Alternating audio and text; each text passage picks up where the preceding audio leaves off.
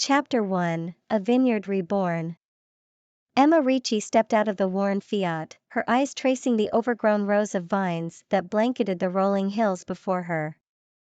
The vineyard, a legacy left by her grandparents in the heart of Tuscany, had once thrived, its wines cherished across Italy. But years of neglect had taken their toll, leaving the land more a relic of the past than a beacon of future promise.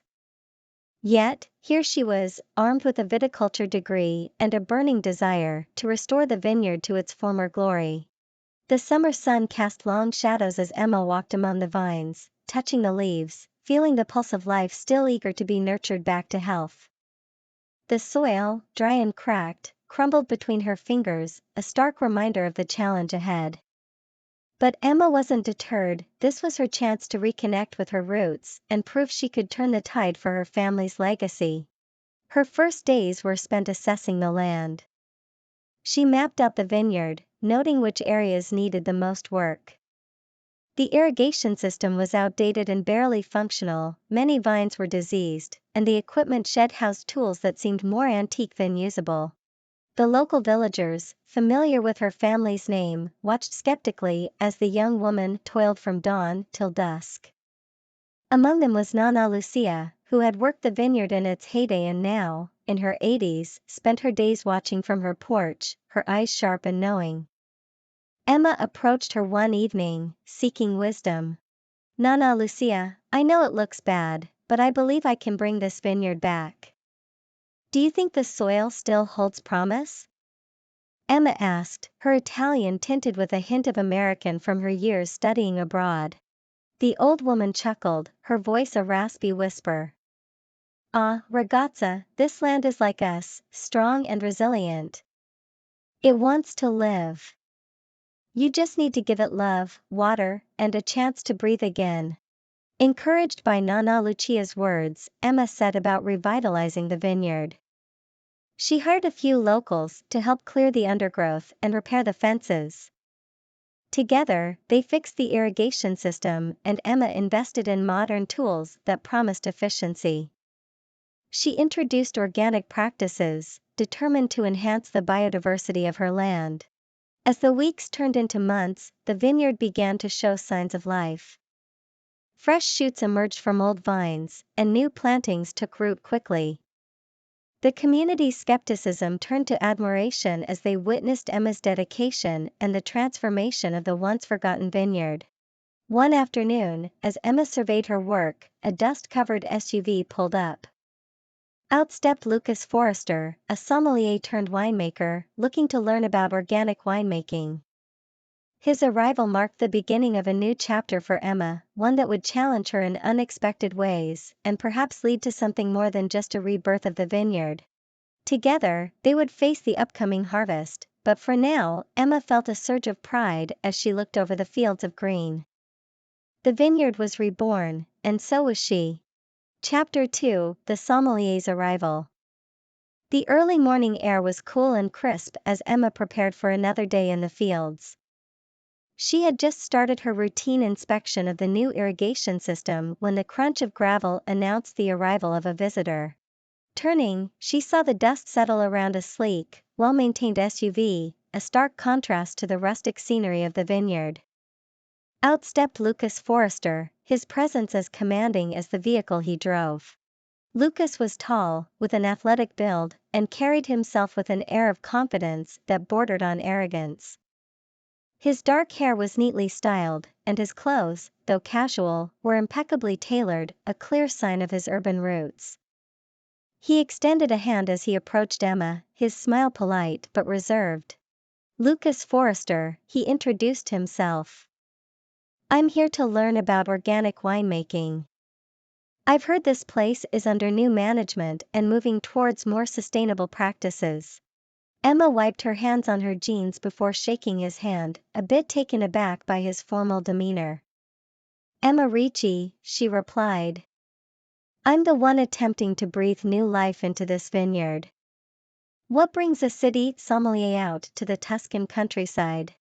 Lucas's eyes scanned the horizon, taking in the sprawling vines and the work that had already been done. "I was a sommelier, yes, but now I'm pursuing a more hands-on approach to wine. I believe understanding the cultivation process is crucial to truly appreciating the end product, he explained. I want to learn from the ground up, quite literally. Intrigued despite her initial reservations, Emma led him through the vineyard, explaining her methods and the changes she'd implemented. Lucas listened intently, his questions pointed and insightful, revealing a deep knowledge of wine that went beyond the typical sommelier's expertise. As they walked, Emma shared her vision for the vineyard's future, her enthusiasm evident. She spoke of her plans to integrate more native grape varieties and her experiments with biodynamic farming techniques. Lucas's skepticism was palpable, yet he seemed genuinely interested in her approach. Organic, huh? It's a tough row to hoe, especially with the challenges you've inherited here, Lucas commented, eyeing a patch of vines recovering from neglect. It is, Emma agreed, but it's worth it. For the wine, for the environment, and for the community. They ended their tour at the edge of the property, overlooking a small, neglected plot that Emma had earmarked for a new experimental vine. I'm planting a variety here that's almost forgotten in this region, she said. It's a risk, but it could help differentiate our wines.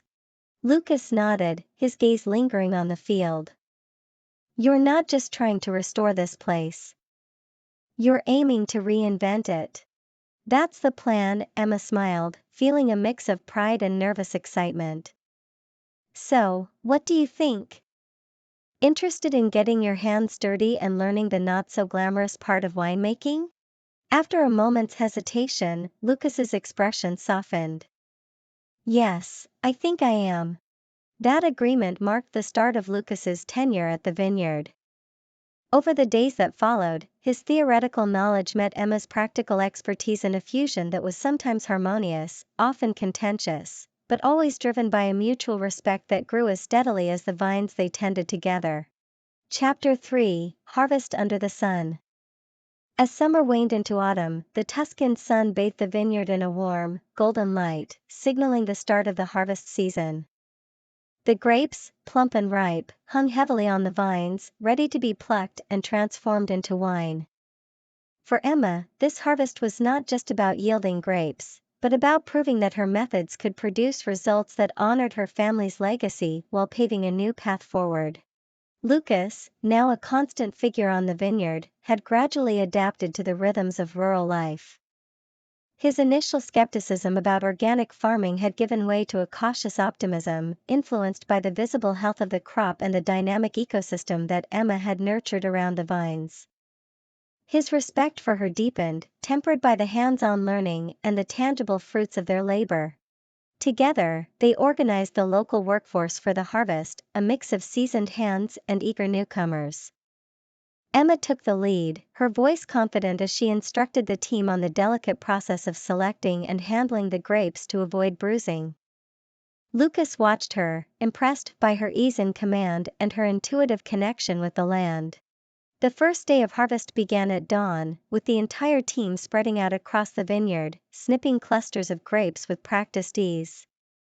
The air was filled with laughter and chatter, a communal spirit that made the labor feel lighter. Emma and Lucas worked side by side, filling basket after basket, the early morning chill giving way to the warmth of the rising sun. By midday, the workers gathered under a large oak tree for a well-deserved break. Long tables were laden with local cheeses, freshly baked bread, and Emma's homemade olive tapenade. Lucas poured glasses of last year's vintage, which was met with appreciative nods and smiles. It's incredible to see how everyone comes together for the harvest, Lucas remarked, watching the workers enjoy their lunch. There's a real sense of community. Emma smiled, accepting a glass from him. It's the heart of the vineyard. These people are the soul of the wine we make. Without them, without this sense of togetherness, it's just farming. The conversation flowed as freely as the wine, with Emma and Lucas sharing stories of past vintages and their hopes for the future. The afternoon stretched on, and the team returned to the fields, invigorated by the break and the camaraderie. As the sun began to dip below the horizon, the last of the grapes were collected, and the fruits of their labor were transported to the winery. Emma and Lucas oversaw the sorting process, ensuring only the best grapes made it into the press. Standing in the cool winery, surrounded by the sweet aroma of crushed grapes, Lucas turned to Emma, a genuine smile spreading across his face. "I have to admit, there's something magical about this. I'm beginning to see the charm of getting my hands dirty." Emma laughed, her fatigue overshadowed by a surge of pride and accomplishment. "Wait until you taste the first sip of the new batch. There's nothing quite like knowing you helped make it." The day ended with the setting sun casting long shadows over the vineyard. The team departed, tired but satisfied with the day's achievements. Emma and Lucas lingered, walking slowly through the quiet rows of vines. "This is just the beginning," Emma said, her voice full of hope and determination. "We're on the cusp of something great, Lucas. I can feel it." And as they walked, the vineyard around them seemed to echo her sentiments, alive with the promise of renewal and the potential of the seasons to come. Chapter 4: Tasting Notes. After the demanding days of harvest, the vineyard settled into a quieter rhythm, leaving Emma and Lucas to focus on the next critical phase, winemaking. The cellar, once dormant and dusty, now thrummed with activity, its stone walls echoing the gurgles and whispers of fermenting grape juice. Emma introduced Lucas to the art of monitoring the fermentation process, teaching him how to read the signs of healthy activity in the vats, and how to adjust temperatures to guide the yeast in converting sugars to alcohol. Lucas, with his sommelier background, brought a nuanced understanding of flavor profiles, which complemented Emma's practical knowledge. Together, they spent long hours in the cellar, tasting and noting the subtle changes in the young wine.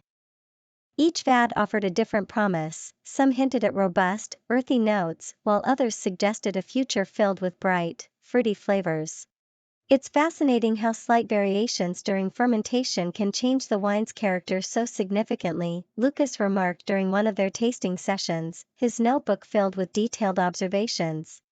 Emma nodded, swirling the wine in her glass. "It's like capturing a moment in time.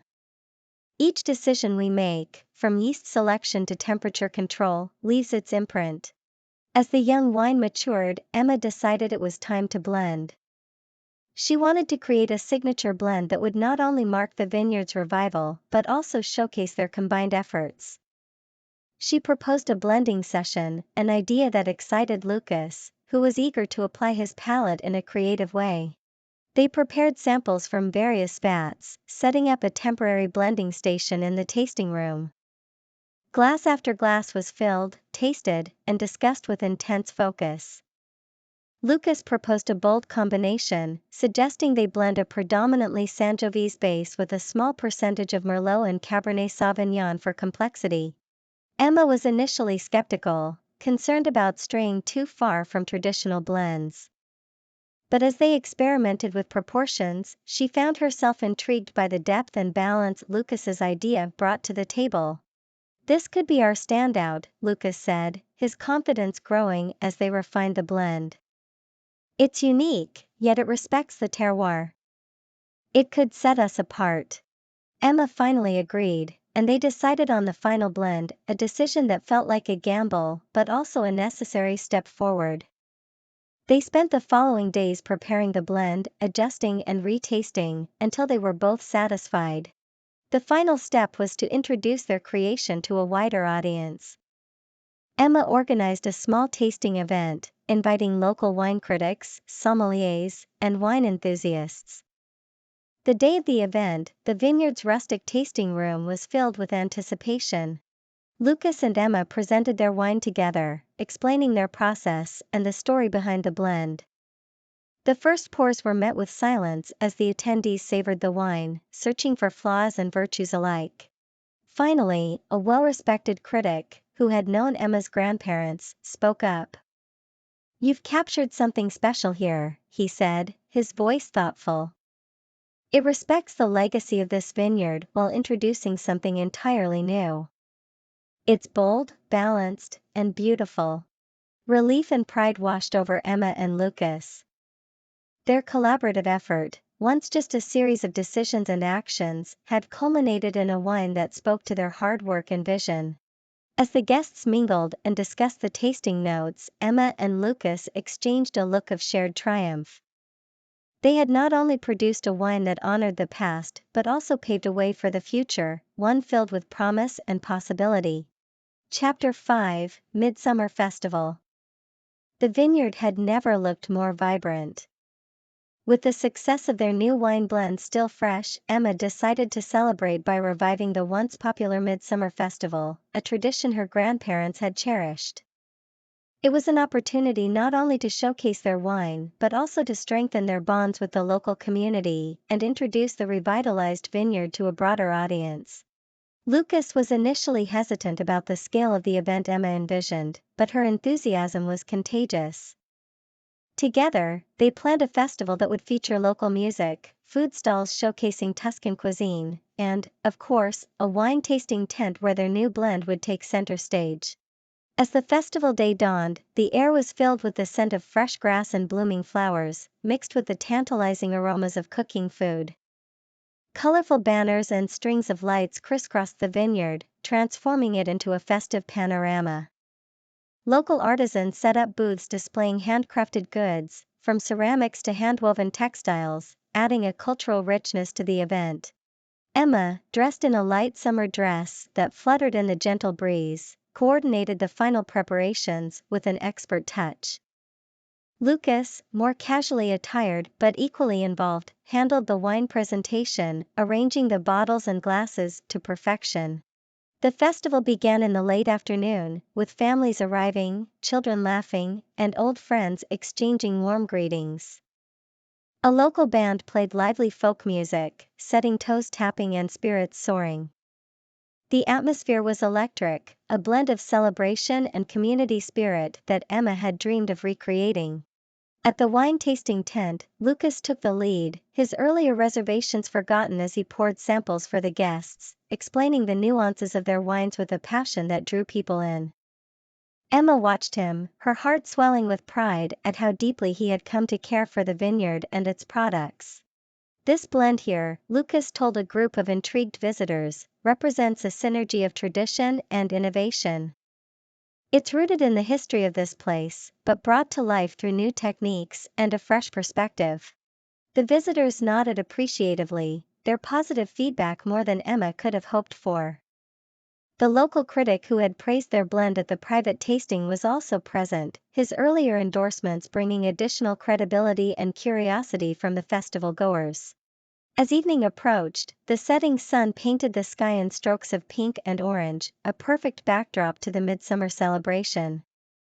Emma took a moment to step back and take it all in, the happy faces, the bustling stalls, the music that filled the air. It felt like a new chapter for the vineyard, one full of potential and promise. The highlight of the evening was a toast that Emma and Lucas made to the community. Standing together in front of the gathered crowd, Emma spoke heartfelt words of gratitude for the support they had received, her voice steady and strong. To the future, Lucas added, lifting his glass, may it be as rich and rewarding as the wine we share tonight.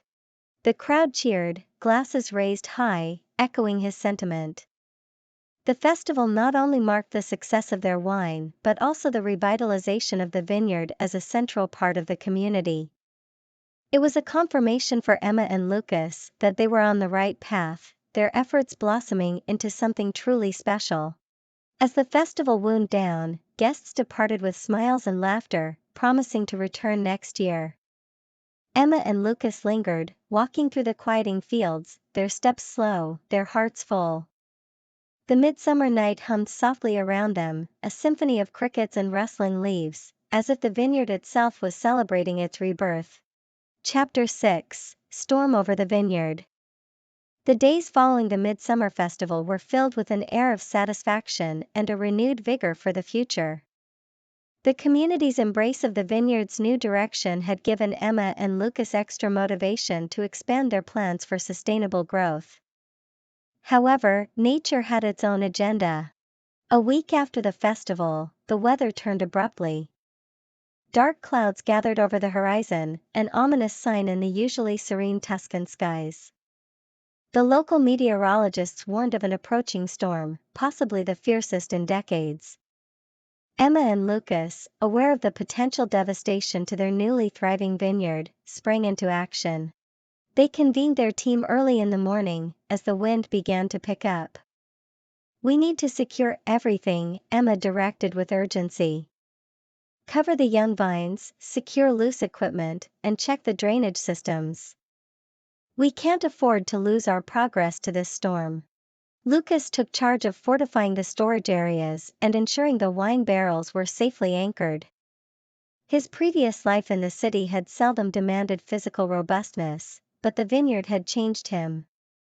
His hands, once used to handling delicate stemware, now worked confidently with heavy tarps and tools. As they worked, the sky darkened, and the wind howled through the vines, a haunting melody that seemed to herald trouble. By midday, the storm was upon them. Rain hammered down in relentless sheets, turning the ground to mud and swelling the small creeks that ran through the property into roaring torrents. Emma and Lucas, along with their team, watched anxiously from the shelter of the main house.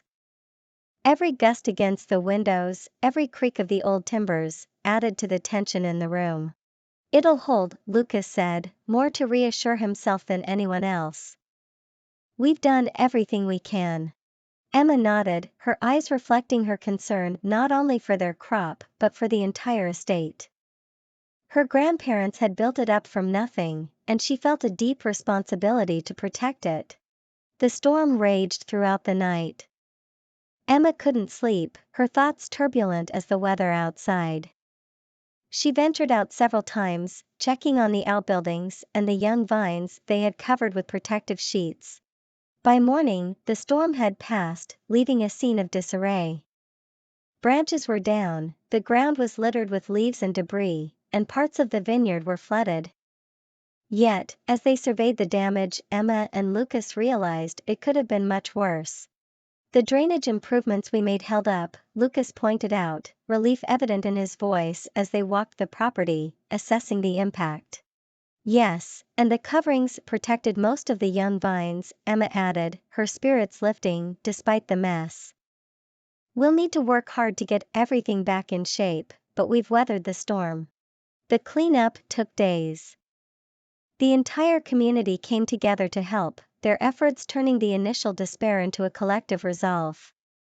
Emma and Lucas worked alongside their neighbors, their hands and clothes stained with mud and sweat as they cleared, repaired, and replanted where necessary.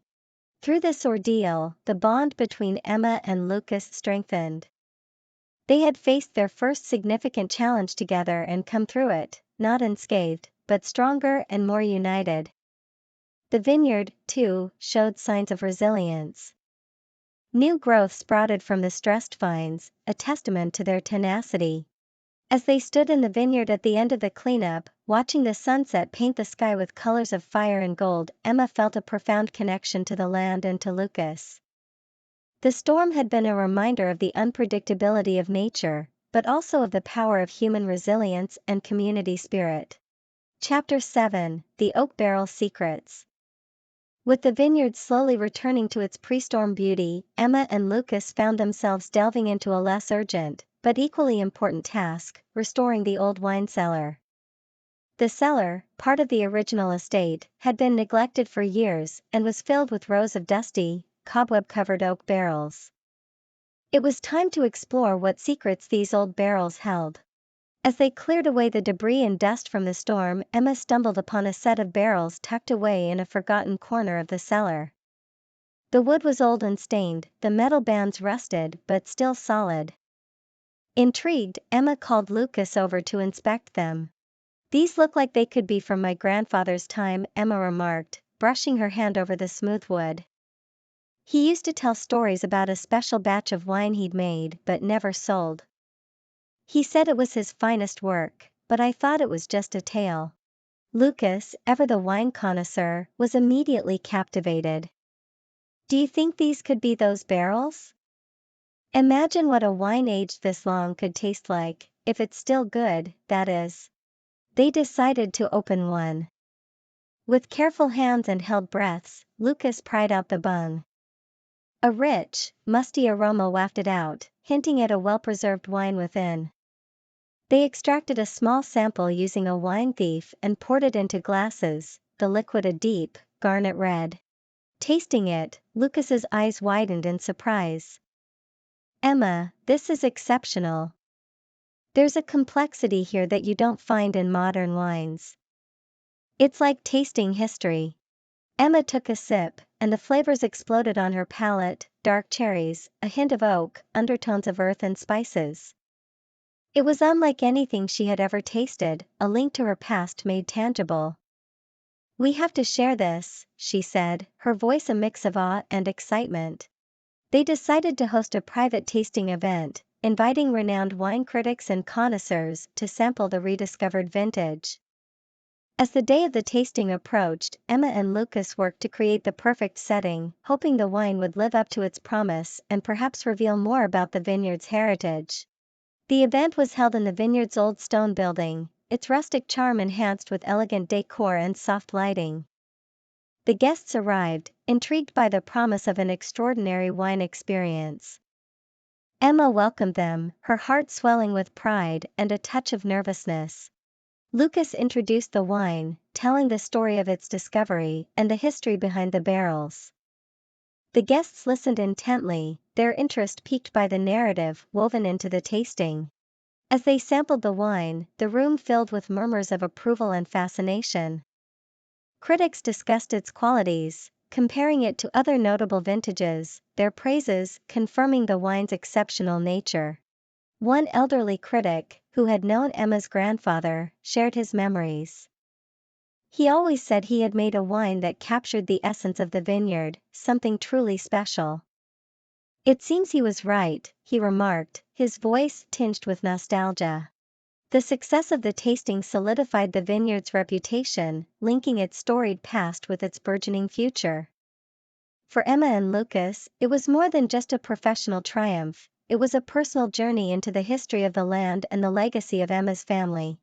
Inspired by the past, they began planning the future releases, considering how they could blend the old vineyard's traditions with their innovative techniques.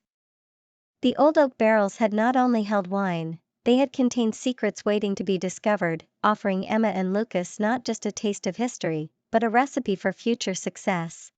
Chapter 8: Fields of Gold.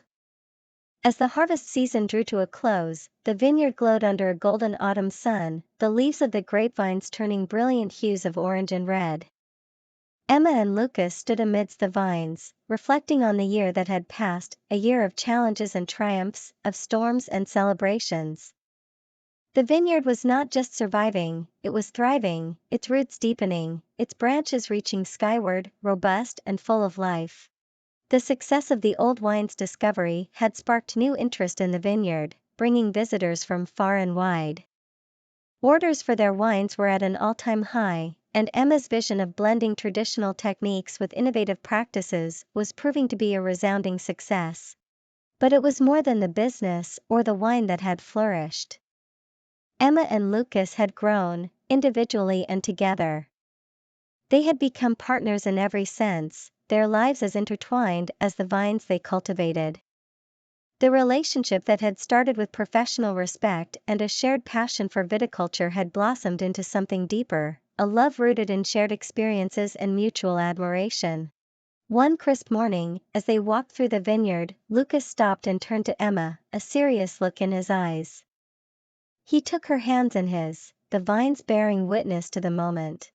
"Emma, these past months have shown me more than I ever expected to learn about wine, about this land, and about myself," he began, his voice steady but filled with emotion. "I came here to learn about winemaking, but I've learned about life and love as well. I can't imagine being anywhere else but here, with you." Emma, moved by his words, felt her heart swell with a mixture of joy and certainty. "Lucas, I love you. I love what we've built together, and I can't think of a better person to share this life with." In the middle of the vineyard, surrounded by fields that shimmered like gold in the light of the setting sun, Lucas proposed. And there, among the vines that had witnessed their journey, Emma said yes, a promise to continue growing together, in love and in life. As the season changed, they began planning their future, both for the vineyard and for themselves. They introduced new sustainability initiatives, expanded the cellar, and began hosting more community events, turning the vineyard into a beacon of innovation and community engagement. Their wedding, held amongst the very vines that had nurtured their relationship, was a celebration of their journey. The local community, who had seen them through the best and worst of times, joined in the festivities, their joy and support a testament to the deep roots Emma and Lucas had established. As they stood hand in hand, surrounded by friends and family, with the vineyard sprawling behind them, Emma felt a profound connection to the land and the people who had supported them. The vineyard was more than a business, it was a legacy of love, past, present, and future. "Here's to us, to our vineyard, and to a future filled with love and grapes," Lucas toasted, his eyes sparkling with happiness as he raised his glass. "To us," Emma echoed, her voice full of hope and promise. The vineyard, once a forgotten field, had transformed into fields of gold, rich with the promise of tomorrow. Under Emma and Lucas's care, it would continue to flourish, a testament to their love and dedication. And as the sun dipped below the horizon, the vineyard glowed, alive with possibilities and the sweet anticipation of seasons yet to come.